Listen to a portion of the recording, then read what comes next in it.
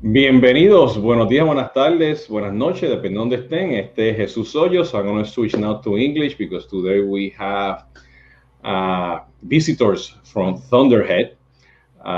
They do journey orchestration, they do audience orchestration, and they do conversational orchestration. We're going to try to discover what that means. This is the first time that we're doing this at 9 o'clock in the morning, Eastern time. We were supposed to be doing this last Friday, but we have, agenda issues. But, thank you to Ray and Angel to be here. I'm going to do the quick introduction quickly. But for those of you who are watching us for the first time, usually we do this Tomando Café con Jesús Hoyos on every Wednesday, every Friday around 1 o'clock or 3 o'clock. And we have vendors just to talk about, the technology, the solution, and the particular category. Okay. Today we're live on LinkedIn, Facebook, YouTube, Twitter as well. And then eventually we're going to be on the podcast, on whenever you listen your podcast, and as well on Instagram. Okay. So today we have Thunderhead, and like I mentioned, they do journey orchestration. So we have Ángel Rivera, boricua como yo. Epa. Pura cepa. Pura cepa. We have to say that. Okay. And we have Raymond Gerber. He's connecting from South Africa. He's a Chief Solution Officer. And Angel, he's an application architect as well. Angel, Raymond, Ray, good morning, good afternoon. Thank you very much. Thank you. Welcome. Thank you to be here. Thank you for taking the time. Thank you, Angel Jesus. Yeah, Angel Jesus. That's right. That's how my mother calls me when she's upset with me. Okay. Now, before we start talking about this, we're going to talk about coffee. The reason I have this live stream Tomando Café con Jesús Hoyos, it's because whenever we go and many of the conferences that we meet Ray, it's been a couple that actually we met during all those conferences, because I know Ray probably 5-6 years ago, okay, through Paul Greenbell, and whenever I travel to Mexico and Latin America, usually let's have a conversation, let's go take a walk, let's go to the coffee shop, and we have a cup of coffee, usually depending where you are, the cup of coffee might be really, really, really bad. In other places in Latin America, they're really good, So I'm drinking today, a coffee from Puerto Rico, a town called Lares, Lareño. Okay, and I know that Angel is drinking tea today, but he likes Café de Juntas, which is a town nearby Puerto Rico, near Lares as well. But we're talking, comes from the same ground and from the same sun, Exactly. So, and I have today my Taino coffee mug, Yeah. So, and having the black coffee. So, Ray, how you like your coffee? Do you drink coffee? Do you have a substitute for coffee? I have a substitute called water, but I would advise you, if I can, maybe I'll bring you some Kenyan coffee. Great coffee. And maybe Angel, if you drink tea, I'll bring you some South African rooibos tea, which is very, very, it's got no caffeine, very, very healthy, known across the world as a healthy tea. So. Healthy tea. I thought all teas. I thought all teas were healthy. Right. No, I don't think so. I don't think traditional black tea is got some good elements, but it's high in caffeine, so similar like coffee. So.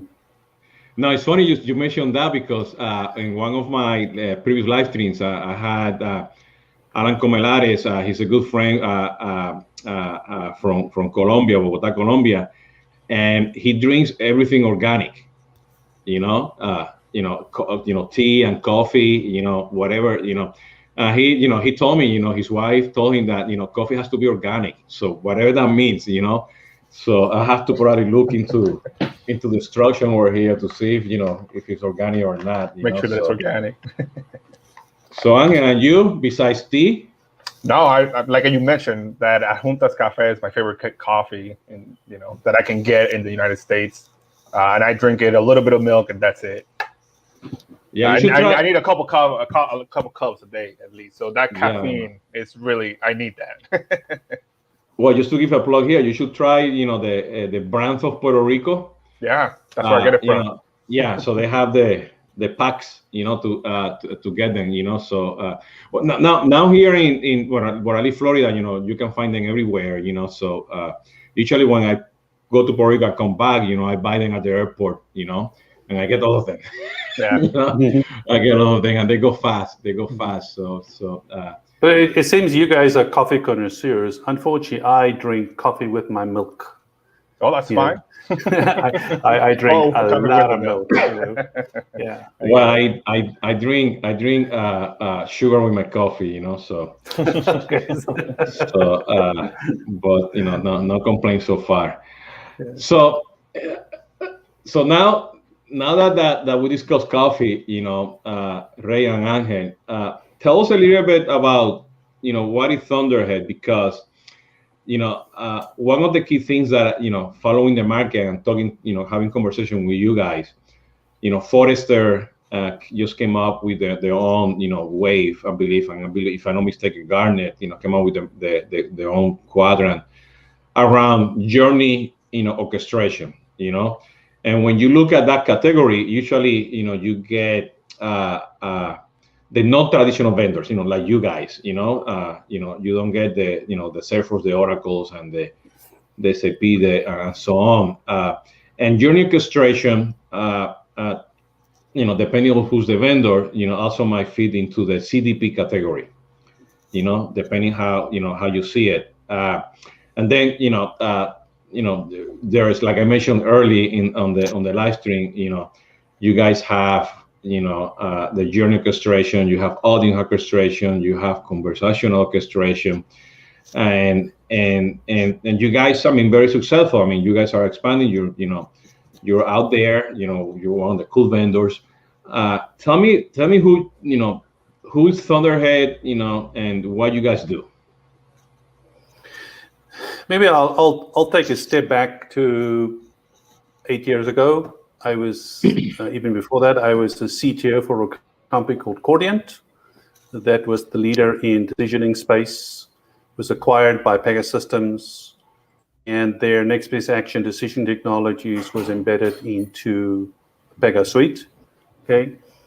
I was part of Pega for a year and then was hired by Glenn Manchester to start the new initiative, which now called our One product. And it was initially intended to build what I would call a decisioning solution for the masses, as at that point, decisioning was very complex. And we wanted to make sure we understood the value of decisioning and next best action marketing, as you might know it, or next best action decisioning. I came to Thunderhead, and as we started going through the fundamental elements of what worked, what didn't work, we realized there was one thing missing within the decisioning space, was the understanding of, where a customer is in their journey, to make sure that next best action is relevant and appropriate in the context of the journey or the journeys they're on. So we, within 6 months, after starting on the next best action decisioning, took a sharp turn in bringing the concept of journeys, but also because we went from, the concept of journeys, we're saying, well, but customers are in conversation with the brand. There's not an action that you're doing with a specific outcome. And you need to have conversation with customers that continuously grow in depth, and that continually expands and increases the relationship you have with the customer.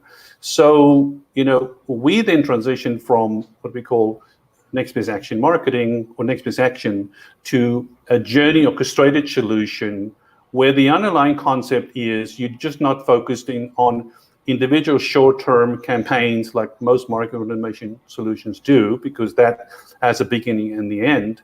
And when you look at the fundamental definition of a journey, it's really about that full set of experiences from a prospect all the way to be a valued customer. And you can't allow to have gaps in the attention you give to customers as they connect with you. And that's unfortunately what campaigns do. So, Journey orchestration is fundamentally, as the customer interacts, having a true understanding of their immediate context, where the interaction, and where is that positioning themselves within the concept of a specific journey, and then using that journey position to identify through machine learning and AI what is the most relevant next conversation to have with that customer to help them along the journey, not force them along the journey, like a campaign would do in terms of proactively identifying, I think these are the 5 steps customers need to go through, okay?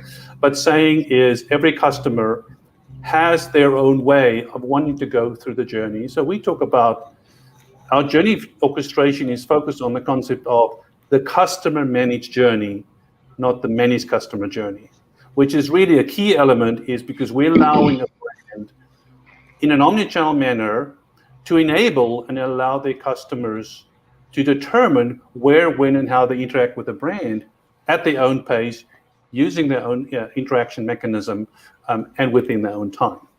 So kind of that's where we came from, and obviously, journey orchestration then took off as a broader market initiative, with especially Forrester getting on the bandwagon, and then Forrester bring in also the concept of journeylytics, because if you are orchestrating journeys, you need to have insights about journeys, and if you understand your customer behavior, where do they have friction, where do they transition, where do they reverse back in the journey, and because the marketeer and the business user need a visual instrument to understand and represent the understanding of how their customers prefer to behave. And so Forrester brought those two concepts together in the latest wave and brought journey orchestration and journeylytics together into a single entity, which fortunately we as Thunderhead are one of the leaders in the wave. So let me pass the buck here to Angel. So Angel, what does it mean to, what will be that architecture? Because, from the methodology point of view, you're gonna let the customer, manage that experience. You don't want to control that experience. And like you say, Ray, you're gonna have gaps, you're gonna have conversations, and you have many channels, you have many data points, to continue that, life cycle of the relationship with the customer. So what architecture do you need, Angel, to deploy this? Yeah, so I'm an application architect, so this is all I do, right? I talk with our clients, I get to know them, and I get to guide them on what's the best way of implementing with our platform.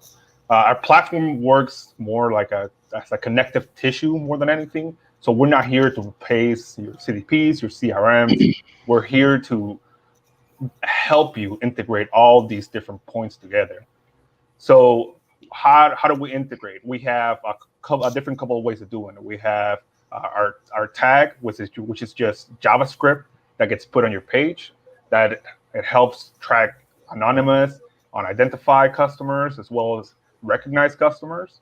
And the tag facilitates also the ability to demonstrate, orchestrate which actions, which contents we want to show to which customers. So we have that JavaScript on the websites, and we also have our set of APIs, and those APIs are very versatile.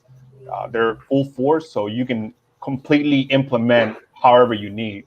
What having those two solutions allow us to do is you can either very simply add our JavaScript to your page, and we can do a lot of the things out of the box, just set up your orchestration, help you, guide you on how to achieve this.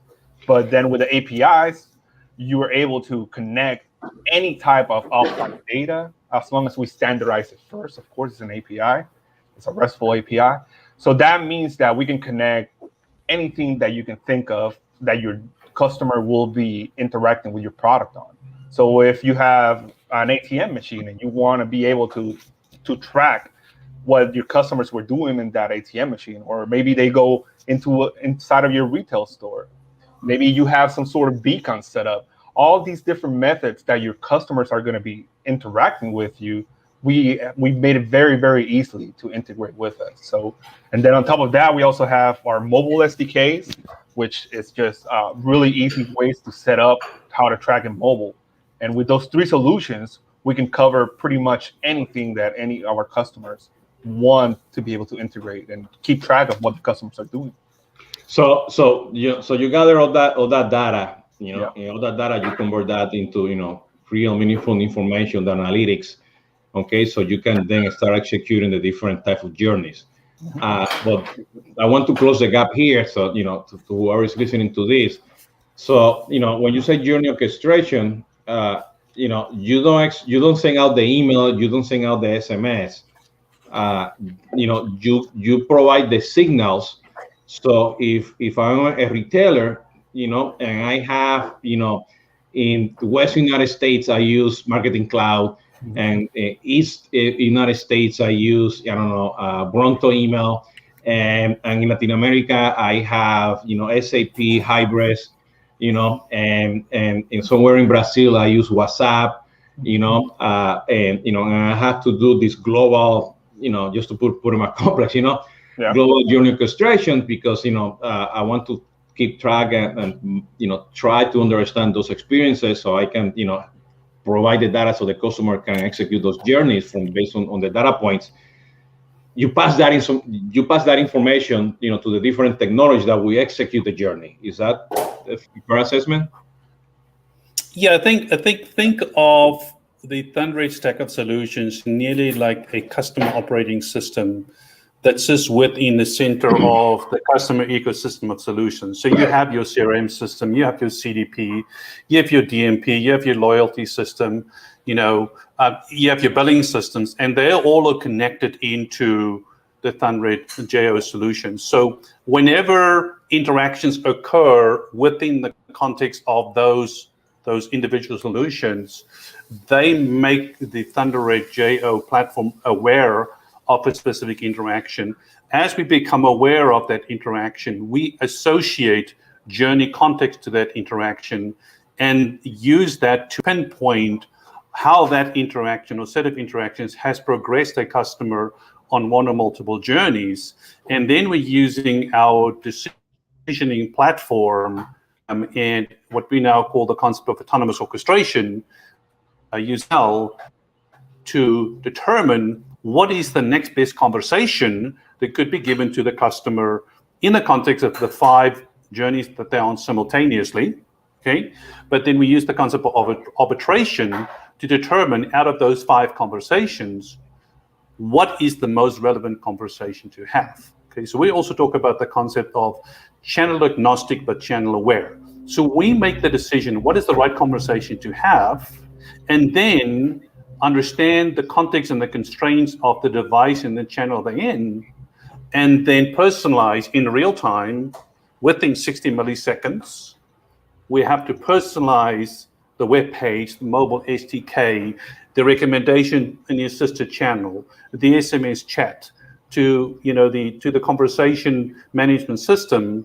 We provide continuous insights as to what conversations to have. We can deliver those conversations ourselves, or we can deliver conversations to one or multiple of those solutions. So for example, if a customer interacts and is interested in an investment product, we might personalize his page based on his historical information to saying, we believe this is the best fit of the investment product that's good for you.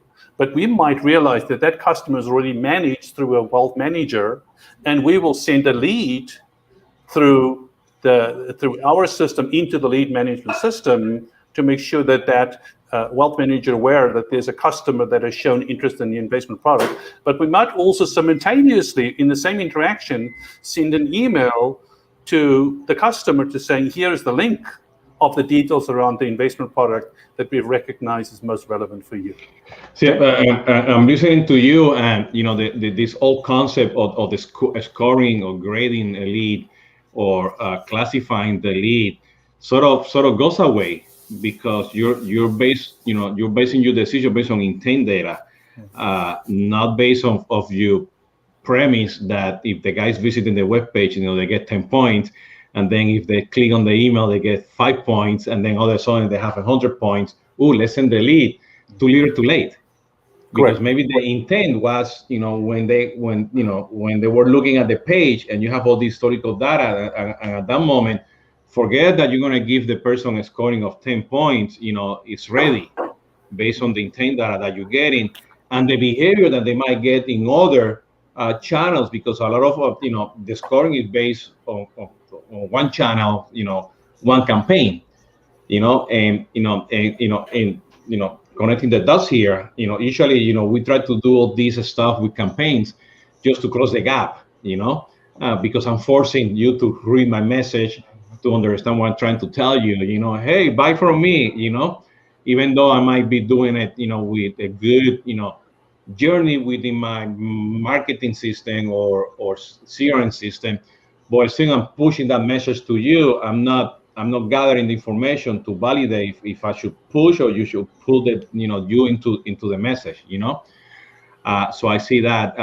Listen, I know. I that. think an interesting thing that you're saying is around campaigns, because campaigns per se are siloed and they're not aware of the customer situation from an omni-channel, any context perspective. If I've got a customer in an upsell campaign and he's in step 3, but that customer goes and opens a service ticket because he's happy with the experience he's had with the product, the brand, in an omni-channel journey orchestration environment, that campaign/journey will be paused, okay, until the state of the customer and the service ticket is maybe resolved, and maybe we've injected him into a set of conversations to ensure through VOC, through surveys, to understand what is his mindset, what is his sentiment.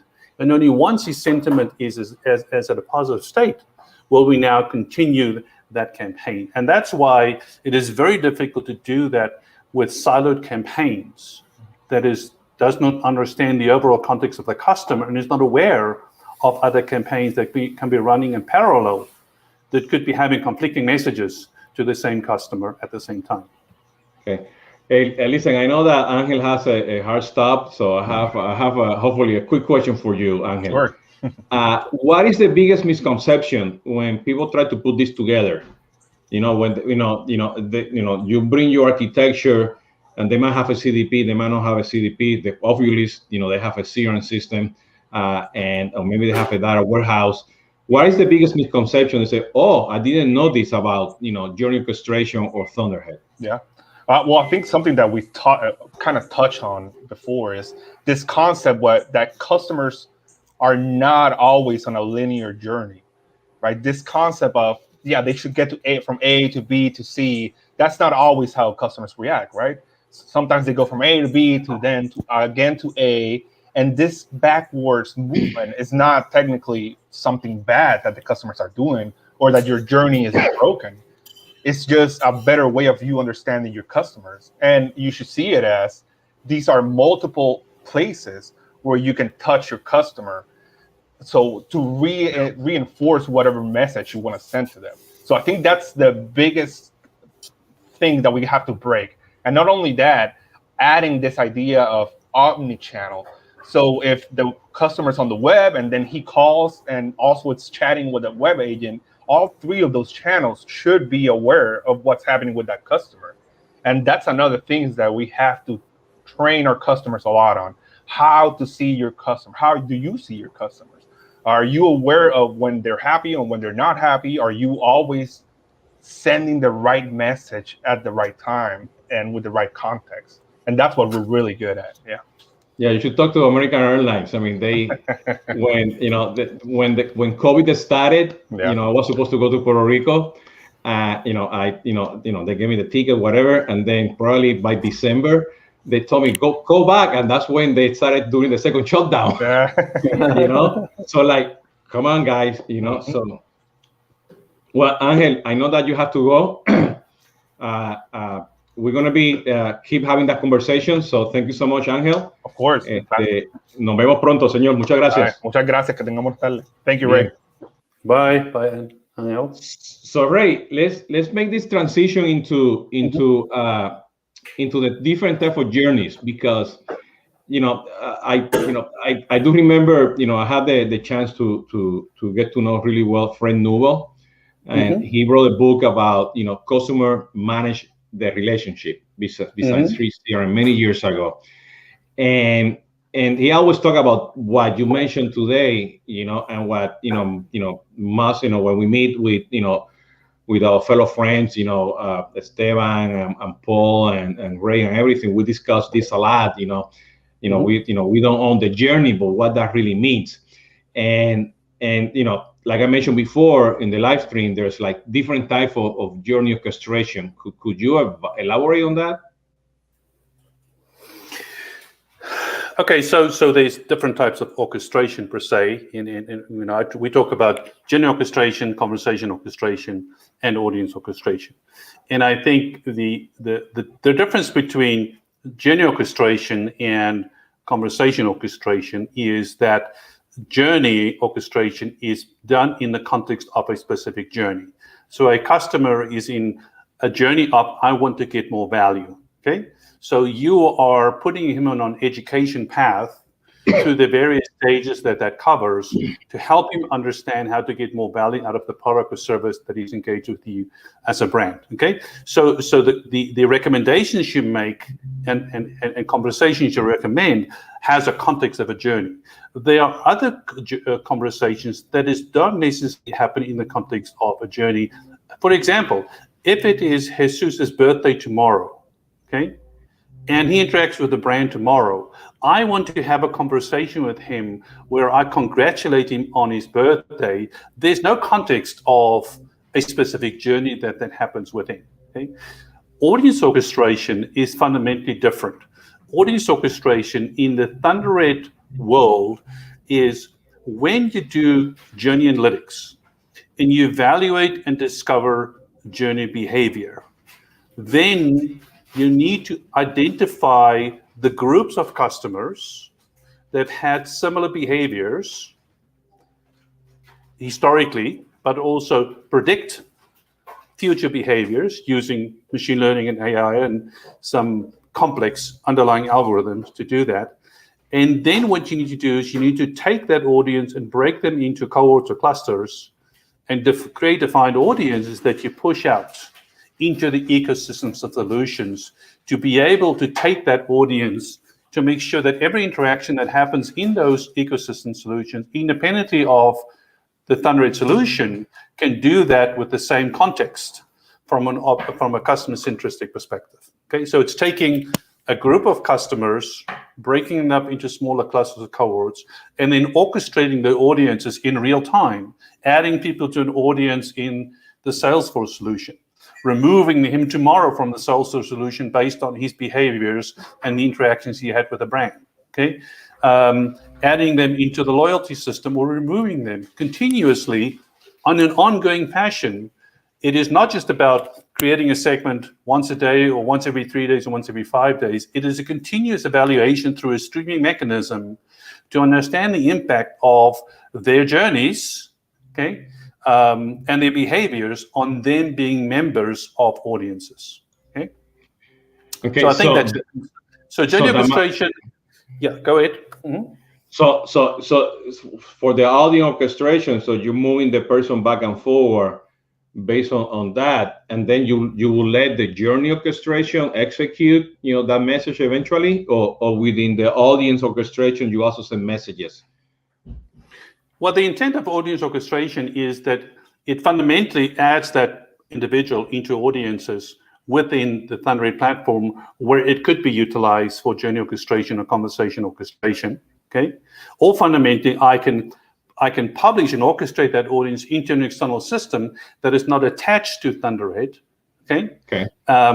For example, when I might send an audience, a group of people to the billing system. For example, when you anticipate a group of customers that are starting to look at late payments, how do I pay less? You might want to create a group audience and a cohort of customers to send them to the billing system to make the billing manager aware that there's a group of customers that might be getting to the point where they might be paying less than what they paid before.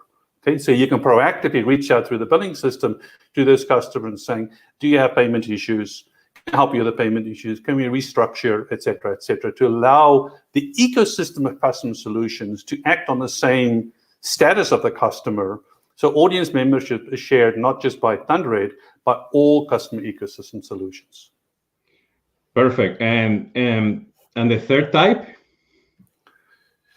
Well, the third type is journey orchestration. So conversation orchestration, as I said, it is merely, think of it as the traditional next best action decision, okay? Where next best action decisioning says, what is the right action to do? And I'm going to do arbitration based on the propensity that I'm going to get a response of that specific one. So think of it nearly like an A/B test, okay? I'm making a recommendation, and I'm making a recommendation, I'm prioritizing that conversation based on a positive, negative, and a neutral response.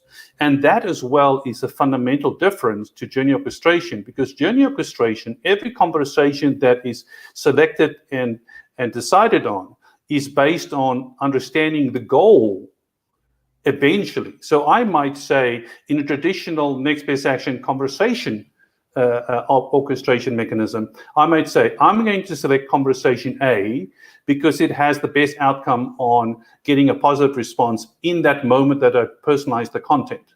Okay. Thunderhead says, no, you have to look at the eventual goal. So I might find a lot of customers have no response to that or negative response, but that entices them to independently go on the mobile device and purchase the product. So they still achieve the goal. Okay. So that's where fundamentally, if you think of the simple version is conversation orchestration, the advanced version is based on goal and intent in the context of the journey. So what going back to what Angel mentioned, that the journey is not linear.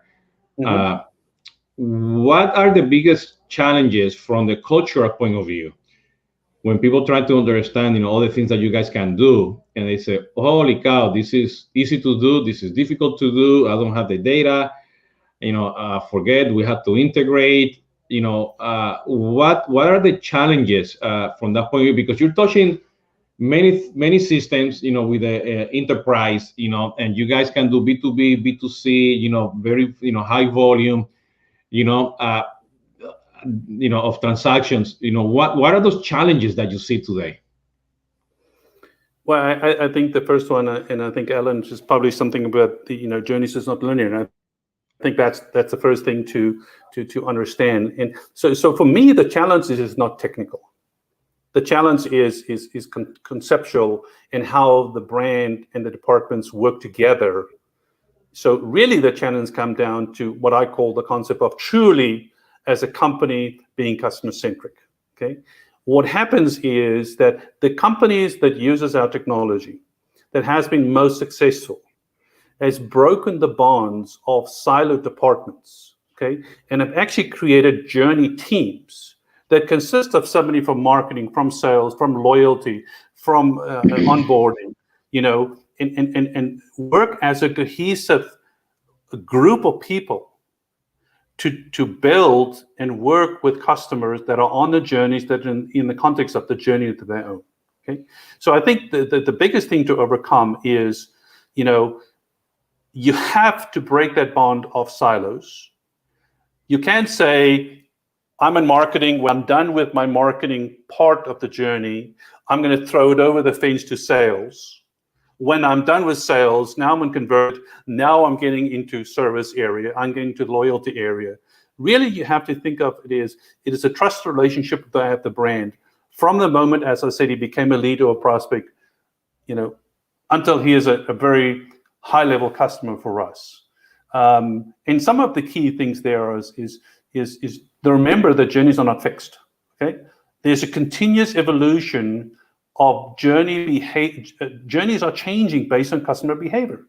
You can't go and say pre-pandemic, my journeys that I had with customers was X, and suddenly the pandemic started. Now I have to go and think of how should those journeys change. Understand that the customer's behavior is what is telling you how journeys are changing and what customer needs are. Okay. And then the final one is there's no customer journey. Don't get down and saying, okay, I've predefined this journey. I always think of journeys in email campaigns as I go through ISO certification. Okay, I create the stick manuals that I put on the shelf. A year later, I take them off the shelf. Okay, and now I get pre-evaluated again. No, it is a continuous thing where every group of customers could decide how they want to behave and interact with the customer, and you have to enable them to do that. Yeah, because one of the things that the silos, a lot of people start implementing CDPs or journey orchestration tools or whatever technology, and they say, yeah, well, we're going to use the technology to bring the silos together. But going back to your point, people need to break those silos before you start implementing the technology. The technology will enable you to do that, but you need to break those silos before. And one of the things that that I would like to add to that is the quality of the data. I might be tagging, I might be integrating, I might have the SDK from mobile, I might do all those analytics, but if my data is not already set up to do what I need to do, you're gonna fail, and people are still forgetting about the quality of the data that they have to manage. So you already have a master data management, a CDP in place, or a data quality tool. You're ahead of the game, because then you start managing that. And the second thing that I see a lot is what you just mentioned. There's no customer journeys. We can talk about it. We can give our own definitions. We can figure out what that means. But at the very end, it's not that you're gonna get up on the wall and then start putting sticky notes and map a journey, and you have inputs and outputs and flows and activities, because the data, the behavior, that data is going to drive that journey. Yeah, and again, of course, you have to have a base of journeys. Of course, you have to draw some journeys, but that doesn't mean that it's a drawing, or we need to manage the customer experience. You need to start. So in a given point, you have to be mature enough to understand that process from a company point of view. But it's an evolution, and I like what you mentioned. There's no journey before and after or during the pandemic. Is the customer behavior that will dictate that. So that's I think what is most important from that point of view.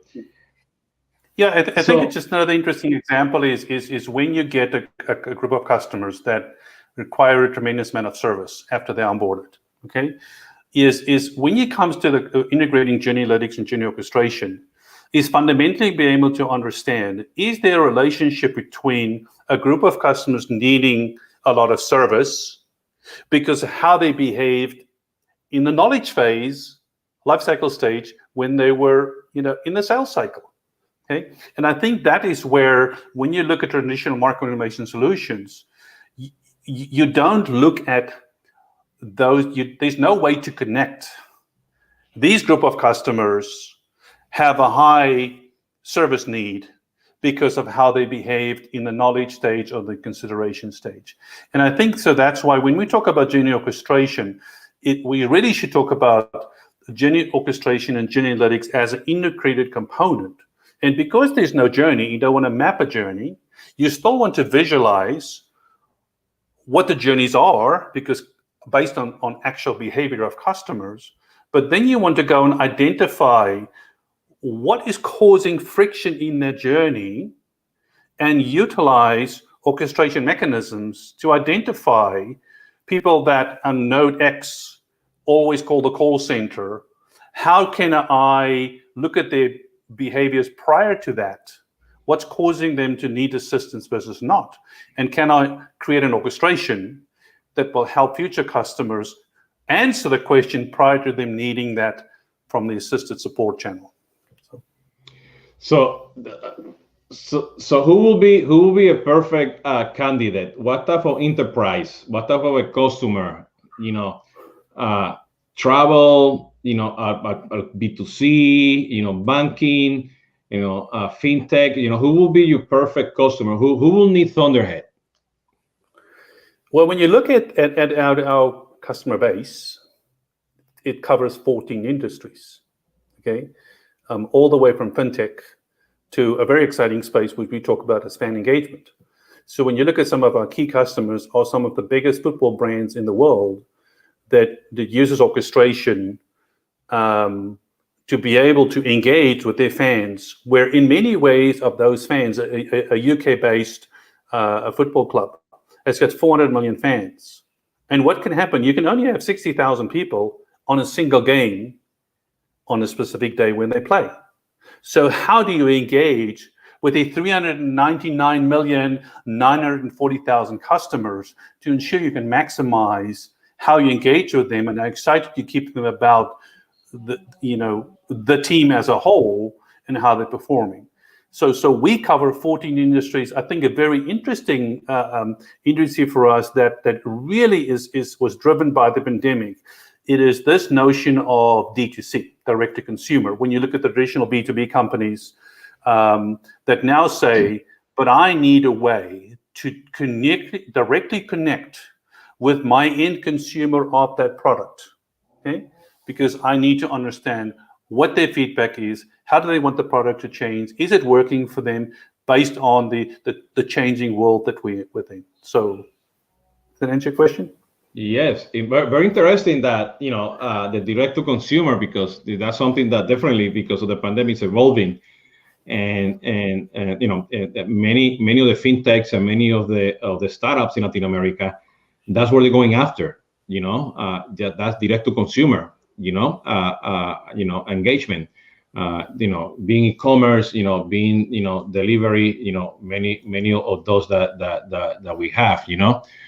So before we go, we have Elena Macias has a question here for us. How can Thunderhead identify the inflection points that generate the action of the customer before the action takes place, like calling the call center? Yeah, so when you look at our journey solution, or journey analytics solution per se, is we have a visualization that can highlight where in journeys transition occur to the call center. Okay, it boldly stands out in our journey visualization. Okay? Then we have this concept of autonomous orchestration, where when we look at a group of customers that had the tendency to call the call center about a specific topic in a specific place in the journey, we use this concept of most common path analysis, or most common approximate path analysis, to work our way back to identify the behaviors prior to that transition to this as a channel that is common in the point where everybody that has done these things on these channels in this sequence with these interests around these products, eventually at this point in the journey, call the call center to get more detailed insights about the cost of ownership. Okay? So we have the ability to then understand, in using what we call the concept of autonomous orchestration, to saying, I now have a group of customers that have had that similar behavior, but are 3 steps prior to them needing the call center. So how can I inflict? So my probability of that customer calling the call center is above 0.9. So how can I orchestrate for them the details that they need that will help avoid them having to call the call center? So, the concept of artificial intelligence, machine learning is very fundamental to being able to proactively predict customer paths and therefore proactively provide customers with the appropriate content that will avoid them having friction within the journey. Hopefully that answers the question. Yeah, I think so. There's a lot of technology in there. So yes. A lot of good, cool stuff, So, to summarize the live stream, I think there's two big takeaways, that I'm gathering from you and Angel. The first one, the journey is not linear. Okay, that's very important, and people need to understand that. Okay, and second, which is, people might think, oh my goodness, what? There's no customer journey, So that's something that definitely we have to consider. And again, and from my point of view, it's just a concept, the methodology, that people need to understand, before they go into this. And then, in top of that, the silos. We need to break those silos so you can flow that data, between within the Thunderhead technology, to be able to execute those touch points, those interactions, to eventually let the customer manage their journey.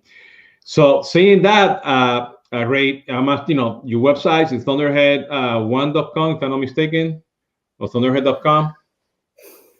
Yeah, look at thunderhead.com, and there's also some very exciting new content that was published a week ago. There's a new video on our Journey Analytics solution or Journey Intelligence solution called Thunderbay. It's a 3-minute video. I think you'll really enjoy the visualization. And for some of the questions that was posed, I think even the video itself will answer some of the questions. Our customer base is very excited about the evolution of traditional Journey Analytics into our Journey Intelligence solution. Even yourself, Jesus, if you've not seen the video, please feel free to go look at it. It's a very powerful message, and it puts the control in the hands of the brand to be able to get a better understanding of the behavioral preferences of their customers, and to utilize those preferences to understand intent, and help orchestrate a more relevant and appropriate experience for their customers. Yeah, and lastly, I want to point out something that, this is not journey orchestration for marketing. This is journey orchestration for the customer life cycle. And if Ray mentioned the examples of pushing leads, okay, but also he gave the example of alerting the billing department. So let the data tell you where you need to go. I mean, I think that's the most important part of this. If you're not a customer-centric organization, you're going to struggle to get value from journey orchestration. So you have to fundamentally, as a brand, believe and act that the customer is at the center of your organization. So, yeah, and again, Thunderhead, they're worldwide. I mean, Ray today's in South Africa, Angel is in Virginia, but they're also, getting into the market in Latin America and other areas. So we're going to talk a little bit more about that in future live streams and other channels. So Ray, I want to thank you for your time. I know that we have to change schedules, but I think we managed. I think this is the first time I have somebody, from South Africa, calling on the live stream. So it's the first one. Okay. Angel, muchas gracias. The application architect, Moreira. And like I said, this is going to be available on my podcast, eventually on Instagram. And see you next time. Thank you, Ray. Thank you. Thanks very much.